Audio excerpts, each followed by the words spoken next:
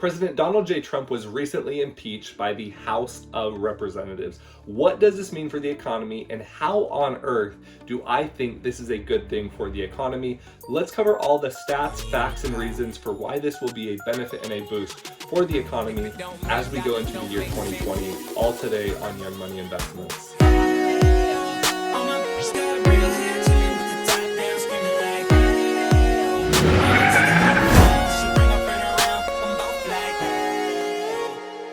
One more quick thing before we get started here in this video. If you were a part of the channel for the last video, you know that I am announcing a winner in today's video. That winner is going to be announced at the very end, who will win a free month of the private mentorship in Young Money Investments University. We're doing a month of giving right now, and I'm giving out a free month to a few people. That will be announced somewhere in this video, so stick around for that. So let's jump into the video right now. All right, you guys, I know what you're thinking. You're thinking, Cameron is crazy. He's lost his mind. How on earth does an impeachment help the general and overall economy to be better? Well, in order to first talk about this, I need to give my reasoning by using history. History repeats itself, and let's talk about the history of impeachments. While there have only been 2 official recorded impeachments in the history of the United States since our founding in 1776, there was one little hiccup in President Richard Nixon and the Watergate scandal, but we'll get to that in just a second. In 1868, President Andrew Johnson was impeached by the House of Representatives for his leniency, essentially, in allowing the South back into the nation after the Civil War. During this time, there was many individuals in the North that believed that the South needed to do a lot more things in order to be re-let into the Union. This led to the impeachment hearing, but while he was impeached, he was not removed from office. Andrew Johnson was acquitted in a vote, 35 votes that he was guilty, 19 votes that he was not, and so by falling 1 vote shy of the 2/3 majority vote needed in order to impeach the president and actually force him out of office, he didn't get kicked out. We of course then have the Watergate scandal, in which Richard Nixon did some pretty dishonest things, and because of it, before he was actually officially impeached, he resigned and was no longer the president of the United States. Fast forward to 1998, and we remember good old Bill Clinton. In 1998, President Bill Clinton was charged with perjury, obstruction of justice, witness tampering, and abuse of power. That's a lot of stuff.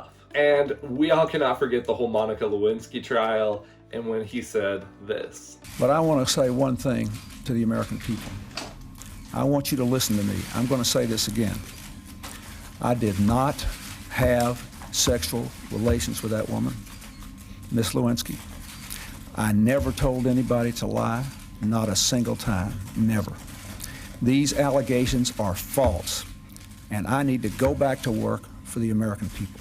As you can see, Bill Clinton was obviously lying right there in front of the news, in front of everyone, and when his semen was found on the dress of Monica Lewinsky, well, you know the rest. What were some important things, though, that we can take from the Bill Clinton impeachment trial? Well, first, Clinton's job approval rating was through the roof. It was very high, and the public opinion of President Clinton was still very high. In 1998, the economy was booming, the dot-com bubble was just going very strong, and the economy continued to last for several more years, all the way into the Bush administration in 2001, when we had the bombing of the World Trade Centers. So with all that being said, you might say, how does this affect President Trump? Well, first off, the news media has not been very favorable in terms of helping Donald Trump in anything. The news media outlets, especially CNN and a lot more liberal publishers, are not the biggest fans of Donald Trump, and it's pretty easy to see he is pretty controversial, right? With that being said, whatever Trump essentially does is confronted with a ton of backlash and a lot of negative publicity. Because the news media outlet has focused so much on the Ukraine investigation, the sketchiness surrounding Joe Biden and his son, and how they believe Trump is abusing his power, the news media outlet has not focused nearly as much on the economy. One major difference between now and 1998 is that the economy is under a microscope. Any moves, good or bad, are always reported, and the news sources that we have today are completely different than what we had 20 to 25 years ago.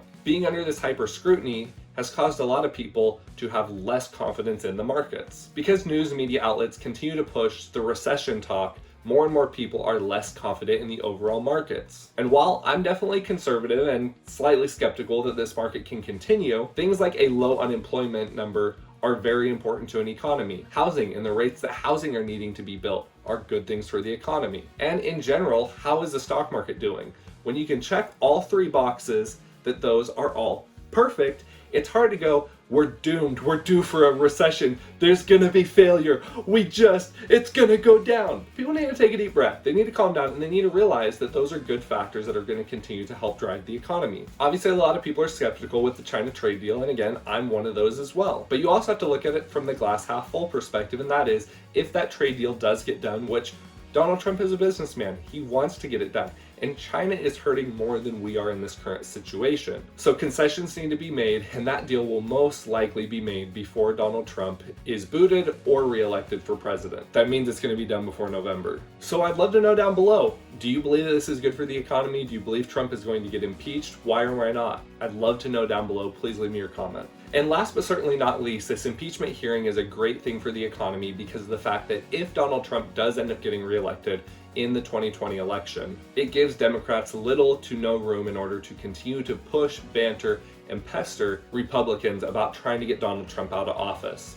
Because let's face it, the Democrats have been trying to get Donald Trump out of office since the day he stepped in. And again, I'm not trying to make this a political thing, but I gotta state the facts here. Alright you guys, I hope you enjoyed the video. I'd love to talk to you about the previous winner from last video and who is going to be winning that month free trial of the private mentorship group Young Money Investment University. That winner is going to be none other than Denny Bridges. So Denny Bridges, congratulations. Thank you so much for being a part of the channel. Thanks so much for your comments down below. And we're going to do one more. We're right here towards the very end, right here towards New Year's. So I want to do one more giveaway for this month. We already gave one away to Bryson Jones. Denny is now our second winner. We're going to do one more. We're going to get that third one in there. So if you've not done so already, comment down below, Trump impeachment, what? Comment that down below. Make sure to comment, like, subscribe, turn on the bell notifications, and also go follow me on Instagram at Young Money Investments University. Doing all those things will get you enrolled and entered to win. Like I said, no purchase necessary. I want to get more people involved and active in that private mentorship group, and I want to give away. This is the month, this is the season, 'tis the season to give, and I want to give back to all you faithful viewers that have been here for so long, supporting and loving the channel. I cannot wait to catch you guys in the next video, and I will talk to you down below in the comments section. Wait, actually, the slogan down below is going to be Young Money, Not Dumb Money. Remember that. That's a new slogan for the channel. Young money, not dumb money. Always about being smart. Talk to you guys later.